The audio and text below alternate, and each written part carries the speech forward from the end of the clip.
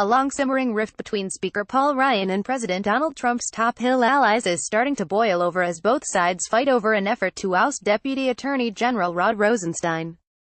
The Wisconsin Republican and retiring House Oversight Committee Chairman Trey Gowdy, RSC, have stifled conservatives' push in recent weeks to impeach Rosenstein, who oversees Special Counsel Robert Mueller's probe of Russian contacts with Trump's 2016 campaign. Story continued below. Gowdy scoffed at the suggestion on national television Sunday. And Ryan, who has long sought to avoid such confrontations with the Justice Department, told reporters Tuesday morning that DOJ is now coming into compliance with congressional subpoenas as part of lawmakers' scrutiny into alleged FBI bias against Trump. But those comments drew a swift rebuke from conservative reps Mark Meadows, RNC, and Jim Jordan, R. Ohio, who are leading the impeachment campaign and argue that Rosenstein is slow-walking their oversight of the FBI. Meadows told reporters Tuesday morning that Ryan appeared misinformed about what justice has and has not turned over. "I can tell you that I guess the Speaker's staff is not fully informing him of what DOJ is actually complying with," Meadows said. "By signing up you agree to receive email newsletters or alerts from Politico. You can unsubscribe at any time." Meadows also noted that the House had already adopted a resolution giving the Justice Department until July 6 to turn over the remaining documents that lawmakers have requested. While Ryan has said those documents are being handed over, Meadows said that's hogwash. "We're still waiting on tens of thousands of documents that many of the people here today have been advocating for a long time," Meadows said. "How long do we have to wait?" The sniping follows Trump's widely criticized summit with Russian President Vladimir Putin, which has led even loyal Republicans to question his judgment. Ryan allies and top Republicans thought the bipartisan outcry over Trump's refusal to accept his own intelligence community's conclusions that Russia interfered in the 2016 election would shift attention away from their own internecine procedural gripes. Indeed, lawmakers on both sides of the aisle say it has bolstered the importance of Mueller's probe, which led to last week's indictment of 12 Russian intelligence officers for the 2016 hacks of the Democratic National Committee.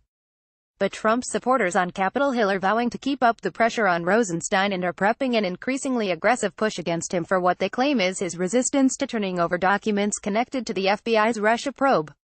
"All options are still on the table," said Jordan when asked about the prospect of impeaching Rosenstein. The Freedom Caucus co-founder argued that, "We have caught them hiding information from us, and redacting information that should not have been redacted." He added, "If that is not a sufficient reason to move forward with impeachment, particularly when they are not in compliance with the resolution that was passed by the full House of Representatives 2 weeks ago, I do not know what is."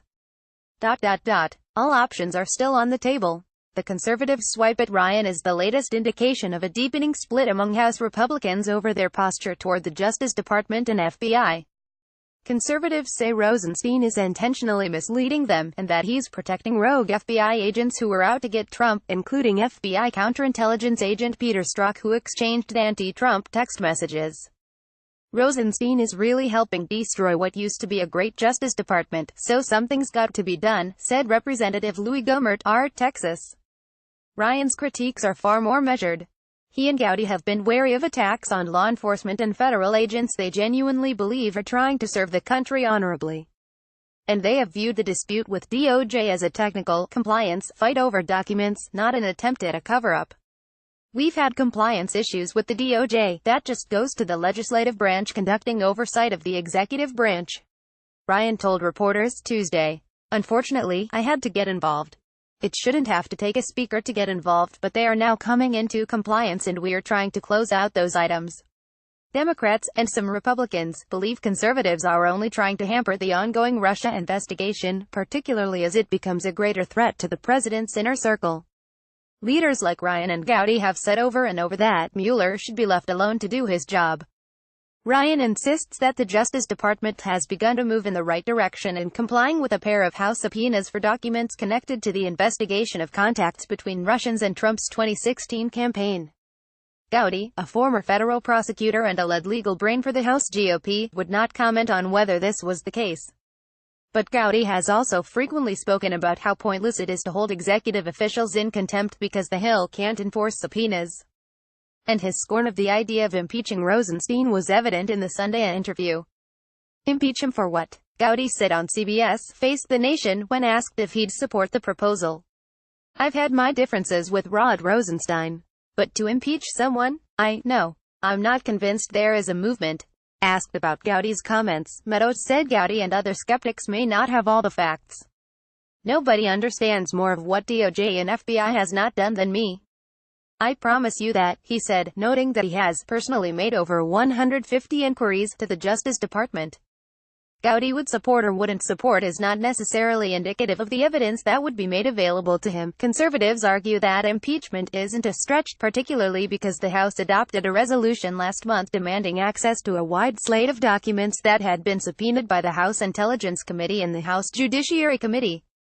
We had a sense of Congress vote on the House floor that said we need to have all the documents by July the 6th, Meadows said. Not only do we not have all the documents, but since that resolution, there's only been a few hundred documents delivered, not a few thousand. Meadows said Goodlatte, a close ally of GOP leaders, agrees that the Justice Department has not fully complied with his committee's subpoena. The Speaker's press conference is not consistent with what Chairman Goodlatte acknowledged to Jim and I in a private meeting a week ago, Meadows said. He acknowledges that they're not in compliance, and that's the chairman of the committee with jurisdiction. Goodlatte pushed back on that assertion in a statement to Politico. The Justice Department, FBI, has made significant progress and produced more documents over the past several weeks, said a Judiciary Committee aide Tuesday. We expect the department to fully comply with the terms of the subpoena. Even if the House voted to impeach Rosenstein, the Senate would almost certainly not convict and remove him from office, since that would require a two-thirds vote. Majority Leader Mitch McConnell, of Kentucky, in fact, told reporters that the question about impeachment was so far-fetched that it was probably not worthy of comment, but to make a point, conservatives might try to move forward anyway. After all, they were successful in pushing GOP leaders to adopt the July resolution on document production, something many didn't want to do. And with Ryan as a lame duck, and his potential successors, Majority Leader Kevin McCarthy, R. Califf, and Majority Whip Steve Scalise, Arla, vying for conservative support, they could find sympathetic ears in other GOP leadership office. Until then, they'll bide their time for the right moment to file their impeachment resolution, which is kept in a red folder that's never far from Meadows' reach.